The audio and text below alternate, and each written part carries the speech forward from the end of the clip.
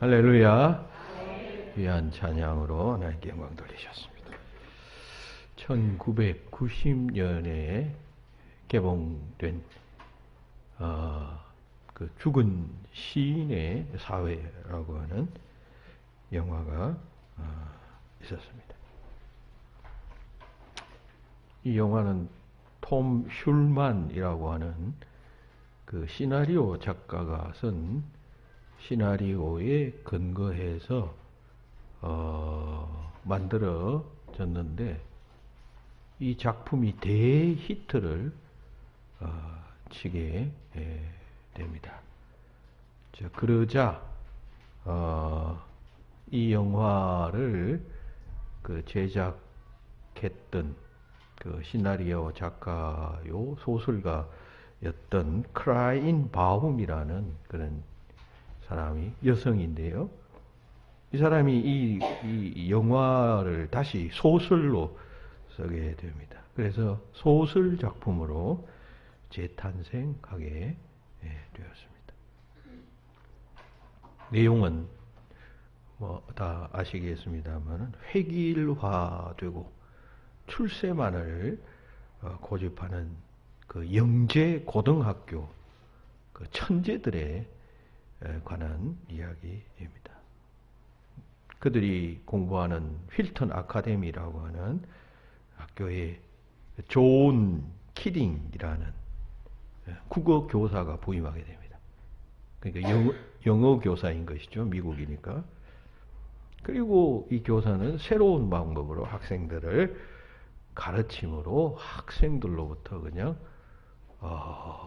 주목을 받게 됩니다. 이 사람은 이 학교 출신이고 우등생 출신이고 대학도 최고의 성적으로 졸업했던 사람이었습니다. 그리고 자기 모교에 와서 교사가 되어서 가르치는 것이죠. 가르침의 내용은 자기의 앞길은 자기가 설계하고 또 자기가 그 방향으로 나아가야 하고 자기가 선택하고 자기가 개척하는 것이 무엇보다도 중요하다.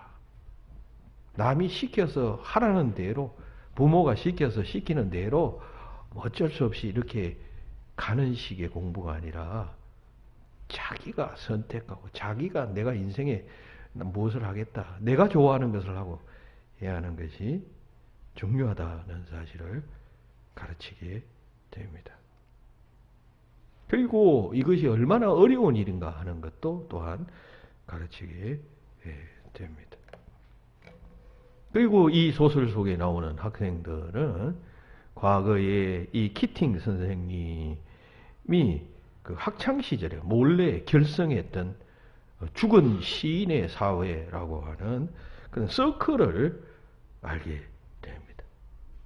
그리고 이 선생님의 영향을 받은 학생들은 그 서클에 이제 그 가입을 하게 됩니다. 비밀 조직이니까 그냥 명맥이 계속 이제 이어져 오는 것이죠. 그러나 공개적이 아니기 때문에 아무도 모르고 그 속한 멤버만 아는 그런 서클인데 이 서클은 유명 시인의 시를 읽어주거나 때로 자기가 직접 쓴 그 자작시를 읊어주는 활동을 하면서 사상을 생각을 자기의 생각과 시인의 생각을 나누는 그러한 모임이었는데 이 모임이 학교 안에 있는 것이 아니라 교정 밖에 험난한 길을 거쳐 나오는 동굴 속에서 그와 같은 모임이 이루어졌다는 것입니다.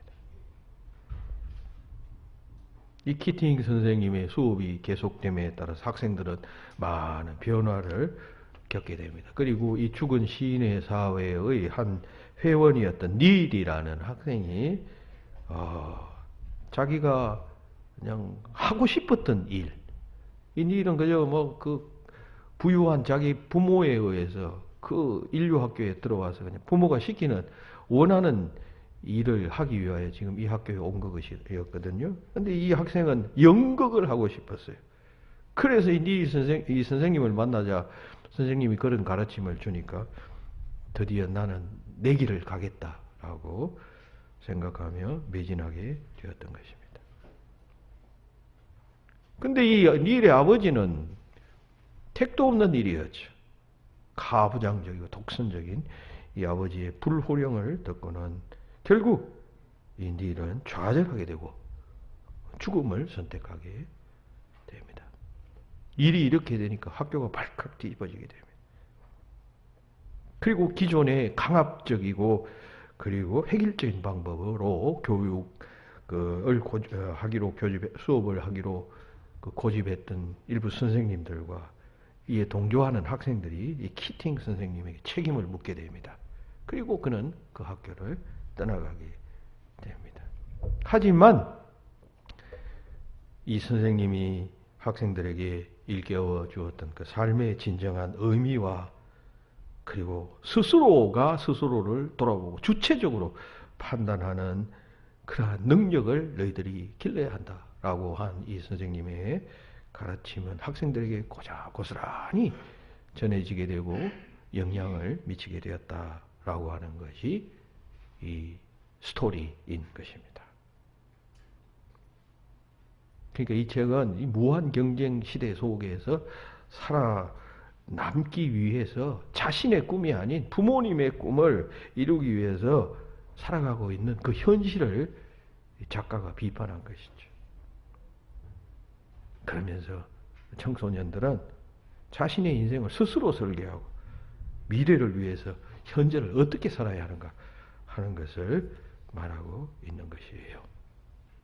자, 설교의 서두에서 이 책을 소개한 것은 이 저자인 클라인이 그 소설 속의 주인공이었던 존 커딩 선생님을 통해서 이제 잘못된 그 현실의 교육을 비판했잖아요. 그 비판한 점과 오늘 우리가 본문으로 읽었던 이 말씀에서 야고보서 저자가 당시 그리스도인들이 가졌던 그 신앙을 지적하는 점이 서로 닮았기 때문이에요.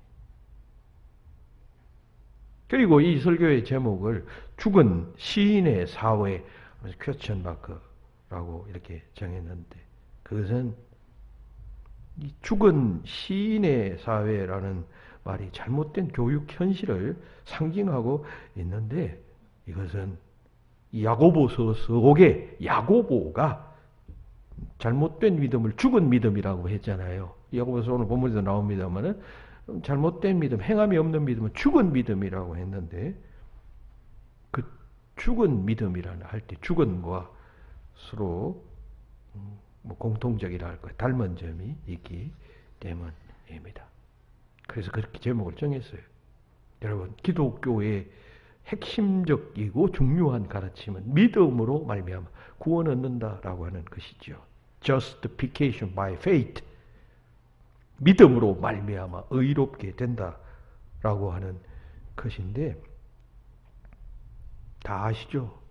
우리가 행함으로 구원받는 것이 아니고 믿음으로 구원받는다라고 하는 뜻인데 이게 사람들에게 잘못 이해되어지는 현상이 초기 기독교 사회에서부터 발생했단 말이죠. 지금도 그러하지만 이게 야고보서는 주후 한 49년경에선 최초의 기독교 신약 문서예요. 그러니까 처음으로부터 믿음으로 말미암아 의롭다함을 얻는다라고 하는 교리가 오해되어졌다라고 하는 것입니다. 믿음으로 말미암아 구원 얻는다라고 하니까 사람들이 어떻게 생각했냐면 무슨 거기에 뭐 실천적 응답이 없어도 지적으로 알기만 하면 혹은 조금 더 나아가서 정적으로 그냥 예수께서 구주시다 우리를 위해 십자가에서 못 박혀 돌아가셨다라고 하는 사람을 감동적으로 그냥 알기만 하면 접수하기만 하면 가슴으로 뜨겁기만 하면 구원 받는다라고 오해하게 되었다라고 하는 것입니다. 행함도 없고 실천도 없고 순종도 없고 마음으로만 지식으로만 그래 나 그거 알지 그러면 구원받아 나 구원받았어 그 다음부터는 아무것도 없단 말이죠. 그런 믿음을 소위 행함 없는 믿음을 야고보는 죽은 믿음이라고 말하고 있습니다. 믿음이라는 단어에 대한 헬라적 이해와 히브리적 이해가 달라요. 이 야고보서는 흩어진 이스라엘 백성들, 기독교인들에게, 로마에 흩어진 기독교인들에게, 유다인으로서 기독교인 된 자들에게 보낸 편지예요. 유다인들이 흩어져서 믿음으로 말미암아 의롭다함을 얻는다라고 하는 가르침을, 기독교 핵심 가르침을 이게 헬라적 개념으로 자꾸 이해하기 시작한 것입니다. 신약 성경이 기록될 당시에 세상은 그 헬레니즘 사회였습니다. 헬라 문명의 지배를 받고 있었고, 언어도 헬라어가 공용어였습니다. 신약 성경도 헬라어로 기록되어져 있어요. 그러니까 헬라어에서의 믿음은 이게 지적으로 동의하는 것이에요. 무엇인가, 어떤 사실에 대해서.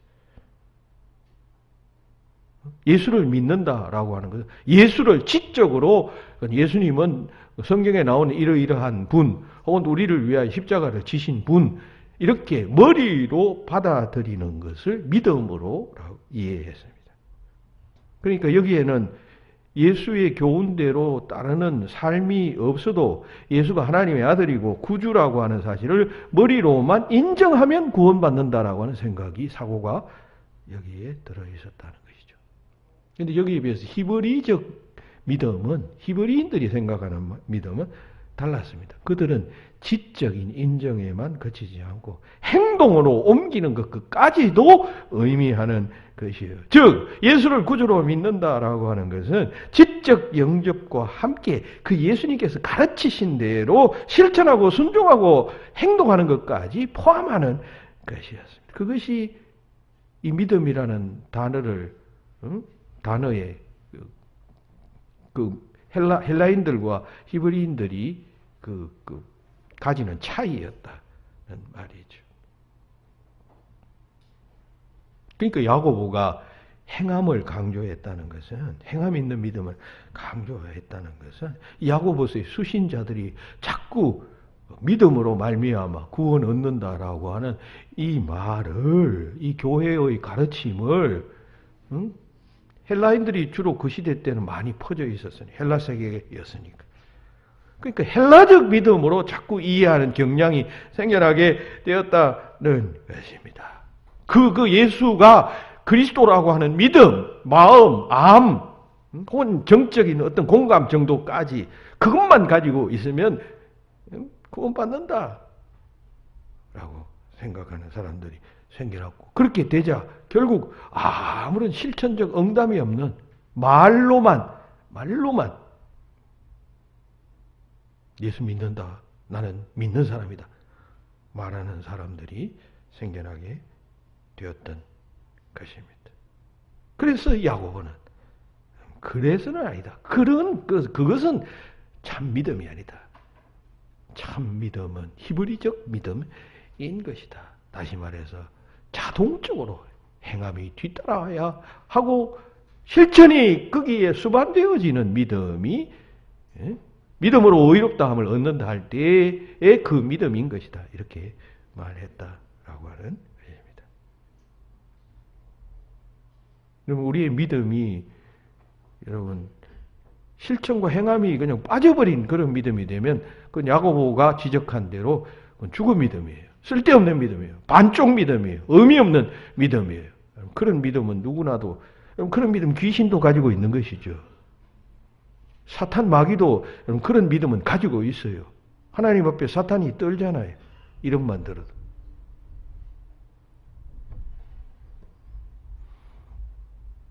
우리는 이 믿음을 오해하면 안 되겠습니다. 그 은혜로 말미암아 믿음으로 구원 얻는다. 여러분, 그때의 그 믿음은요, 그냥 지적 혹은 정적인 수납의 상태만을 의미하는 것이 아니라 실천적 행위가 포함되어진 그런 믿음으로 말미암아 구원 얻는다라고 하는 뜻이에요. 그러니까 이걸 여러분 잘게 나누면 안 돼요.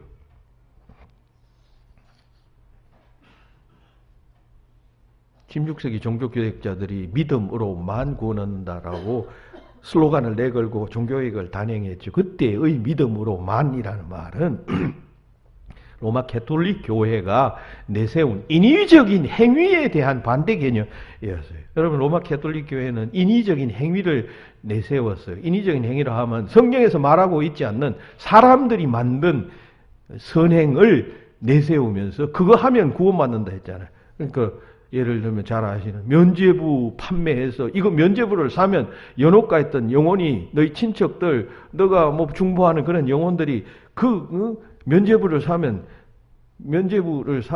그 연옥가 있던 영혼들이 그냥 딸랑 그 헌금함에 딸랑 돈이 떨어지는 순간 이 연옥에 가 있던 영혼들이 천국으로 올라간다. 이렇게 현혹했습니다. 그 당시 성 베드로 성당을 짓는데 어마어마한 돈이 들어갔었으니까 그거 충당하기 위해서 교회가 그런 식으로 성경에도 없는 선행을 만들어 가지고 가르치게 되니까 종교개혁자들이 볼 때 이건 아니다 이렇게 된 것이죠. 성경에도 없는 그런 행위를 만들어 가지고 교회가 해서는 안 된다 하면서 내건 것이 믿음으로 만이에요. 그때 그 믿음으로 만은 인위적 선행에 대한 반대 개념이지 성경에 나오는 선행에 대한 반대 개념이 아니란 말이죠. 성경에는 선행을 강조하는 말씀이 얼마나 많은데요.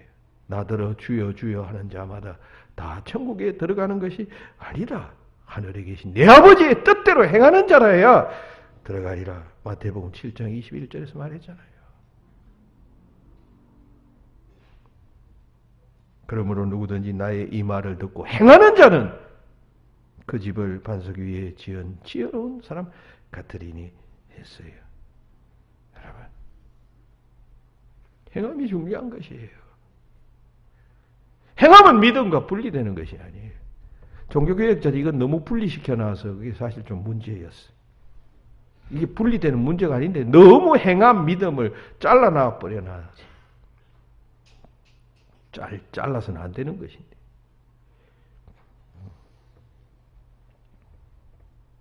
경상도의 어느 골짜기에서 목회하시는 목사님이 서울에 있는 교회 초대를 받아 설교하게 되었답니다. 소박하면서도 진실한 설교를 성도들에게 했습니다. 많은 은혜를 주었습니다. 예배 끝날 때 설교하신 목사님이 축도를 했습니다. 예수 그리스도의 은혜와 하나님 아버지의 사랑하심과 성령의 교통하심이 설교 멘치로 살랐고 다짐하는 모든 성도들에게 항상 함께 하시기를 축원합니다. 설교 멘치로 살라고 다짐하는 모든 성도들에게. 여러분, 오늘 이 시대의 문제는 여러분 성도들이 설교 멘치로 살고 있지 않다는 점이죠. 설교 따로 삶 따로 말씀 따로 삶 따로 화려함이 있고 요란함만 있지 말씀대로 살고자 하는 이가 없어서 문제인 것이죠. 여러분, 행함 있는 그리스도인들이 되어야 합니다. 그런 여러분들이 되시기를 바랍니다. 행함과 믿음이 일치되어져야 합니다. 마태복음 25장에 보면 양과 염소의 비유 나오잖아요.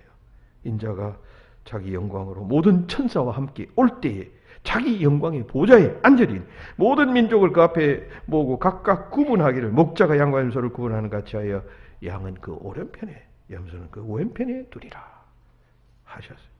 그때 인자 되시는 주께서 그 오른편에 구분된 의인들을 향해서 이렇게 말합니다. 내가 줄일 때 너희가 먹을 것을 주었고 목마를 때 마시게 하였고 내가 나그네 되었을 때 영접하였고 헐벗을 때 옷을 입히었고 병들었을 때에 돌보았고 옥에 갇혔을 때에 와서 보았느니라. 그 실천적 선행이 영생의 판결에 여러분 준거였습니다. 그것 때문에 영생의 판결을 받았어요. 여러분, 어떤 사람이 줄였을 때 야, 그 사람 참 안 됐다, 불쌍하다. 야, 너 좀 있으면 줘. 교회가 뭐 하고 있어? 그런 거 보고 뭘 좀 줘야지. 이런 감상적 차원의 마음은 누구나도 다 가지는 것이에요. 불쌍한 사람 보고 그런 마음 안 가진 사람 어디 있어요? 어디 있어요? 그것으로는 안 된다는 것이죠. 의인으로 구분된 사람은 실천적 행위가 있었어요. 먹을 것을 주었고 마시게 했고 영접했고, 왼편으로 구분된 자들도 마찬가지 아니에요. 그들은 어떤 선언을 받습니까? 여러분, 창세로부터 나를 떠나 마귀와 그 사자들을 위하여 예비된 영원한 불에 떨어져라. 44절에서 선언하신 후에 말씀합니다. 너희들은 내가 줄일 때 먹을 것을 주지 아니하였고, 나그네 되었을 때 영접하지 아니하였고, 벗었을 때 옷 입히지 아니하였고, 옥에 갇혔을 때 돌보지 아니하였느니라.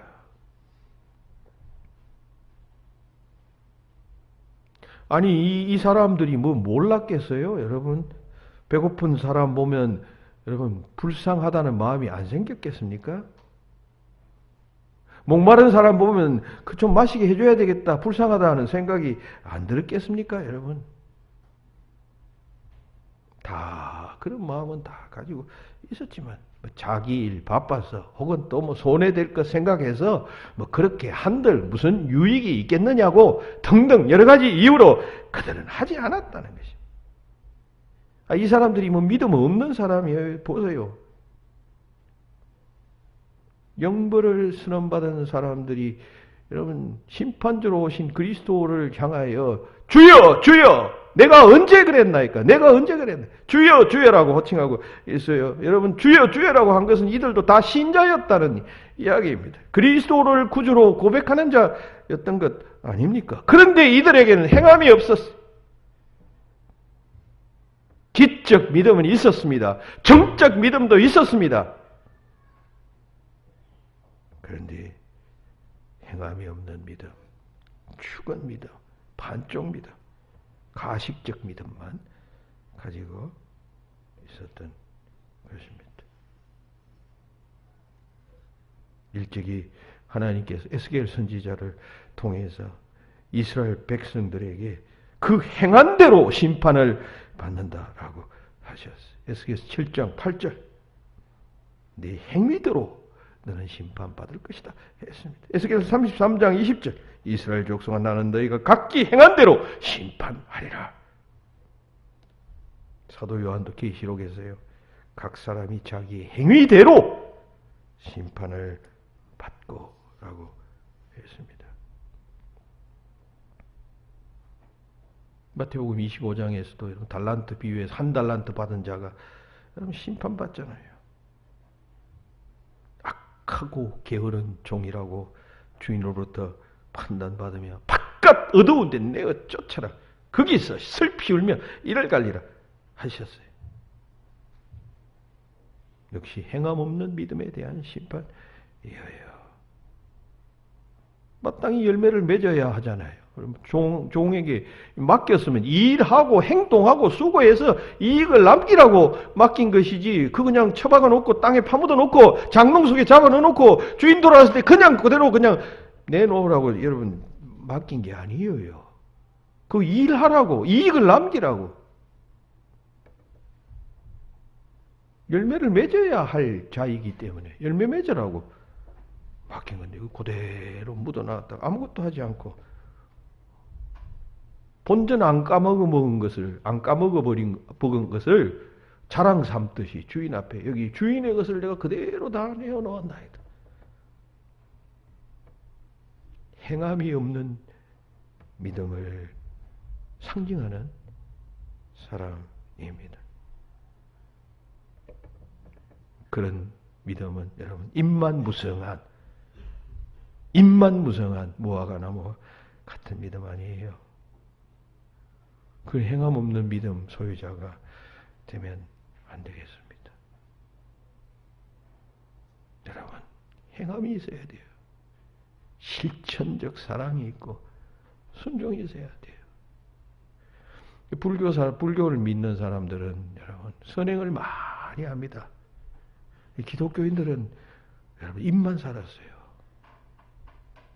믿음으로 구원받는다고 아무것도 안 하고.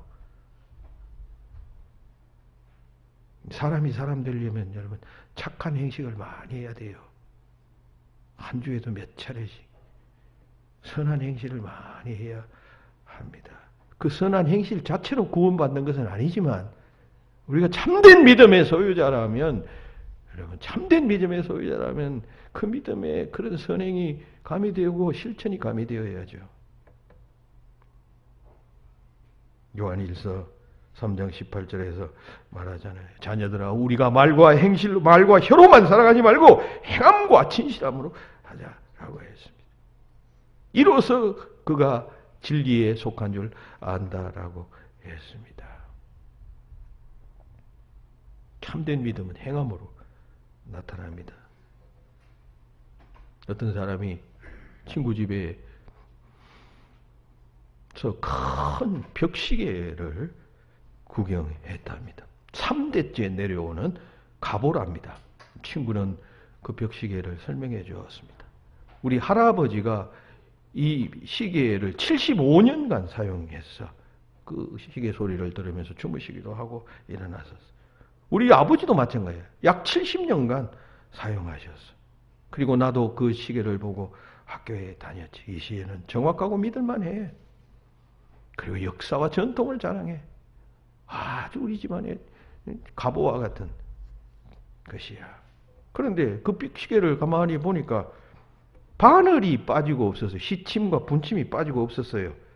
태엽을 감아주니까 짝깍짝깍짝깍 하는 소리가 났어요. 그러니까 소리는 났지만 바늘이 없으니까 시간을 알려주지 못하는 것이죠. 그전에는 뭐 시계 바늘이 있어서 시간을 잘 알려주고 정확하게 알려줬는데 뭐 이제 오랜 시간 지나가다 보니까 바늘이 빠지고 뭐 이렇게 되었나 봐요. 그러니까 째깍째깍 소리는 나는데 시침 분침이 없으니까 시간을 알려주지 못하는 시계가 되었습니다. 아니 여러분, 금으로 만든 시계, 동으로 은으로 만든 시계, 이게 무슨 소용이 있습니까? 과거에 그게 뭐 잘 맞았다, 여러분 그게 무슨 소용이 있습니까? 지금 몇 시인지도 알려주지 못하는 여러분 시계라면 그게 가치가 있습니까? 그게 의미가 있습니까? 바늘 없는 시계 같은 크리스찬이 되면 안 되겠습니다. 똑딱똑딱똑딱 소리만 나고 시간을 알려주지 못하는 시계처럼 자기 주장만 하고 그냥 참된 믿음을 보여주지 못하는 크리스찬이 되면 아니 된다는 것입니다. 아무리 역사와 전통을 자랑해도 여러분 현재 보여줄 시침도 없고 분침도 없으면 그건 반쪽이죠, 반쪽. 자기에게는 의미를 가지겠죠. 자기 자신에게는 오래된 전통, 가문, 보배 생각하겠지만 다른 사람들이 볼 때는 아무런 의미 없는 것이 되어지고 만다는 사실 기억하십시오. 누가복음 거기 19장에 보면 삭개오 이야기 나오잖아요. 삭개오가 주님을 자기 집으로 모셔드렸어요. 그리고 삭개오가 나의 소유의 절반을 빈민들을 위해 사용하겠습니다. 토색한 것을 4배로 갚겠습니다. 말합니다. 그때 주님께서 선언하시죠. 삭개오가 지금 의의 실천을 다짐하잖아요. 행함이 있는 믿음을 지금 약속하잖아요. 그랬더니만 주께서 오늘 구원이 이 집에 이르렀으니 이 사람도 아브라함의 자손이라 라고 말씀하셔요. 이때 여러분 이 삭개오가 주님을 모셔드려 놓고 여러분 주님 나는 주님을 믿습니다. 주님 감사합니다. 주님 말씀을 순종하겠습니다. 말로만 그랬다면 아마 제 추측으로는 주님께서 그 구원을 선언하지 않으셨을 것이라고 생각됩니다.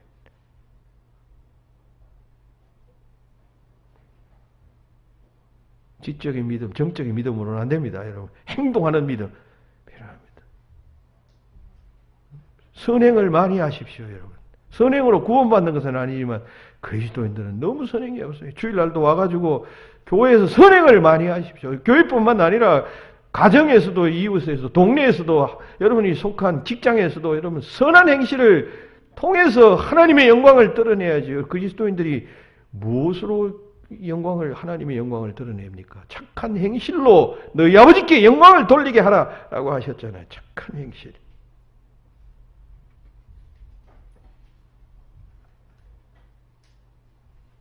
열매가 있어야 됩니다. 과실수는 열매가 있어야 됩니다. 1년 지나도 2년 지나도 3년 지나도 열매가 없으면 그런 나무는 찍어야죠. 찍어 없애야죠. 그래야 옆에 있는 나무가 영양을 빼앗기지 않죠. 양분은 그대로 그냥 똑같이 뺏어 먹으면서 열매를 맺지 못하면 과실수가 뭐 필요 있어요? 농부가 그런 나무를 왜 심어요? 무슨 장식하려고 심나요?